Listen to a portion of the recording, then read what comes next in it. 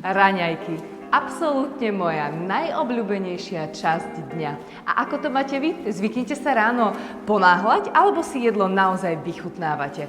Neviem ako vy, ale ja si myslím, že pokiaľ začnete deň naozaj dobrým jedlom, tak aj ten deň bude o troška lepší.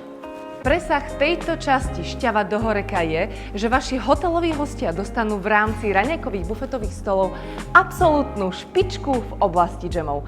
No uznajte sami, dá si na raňajky taký malinový džem s bio bourbon vanilkou z Madagaskaru, ktorý má vyše 160 gramov malín na 100 gramov výrobku, alebo višňový džem s výberovou kávou a Metaxo Private Reserve. Tak to je už úplne iný level.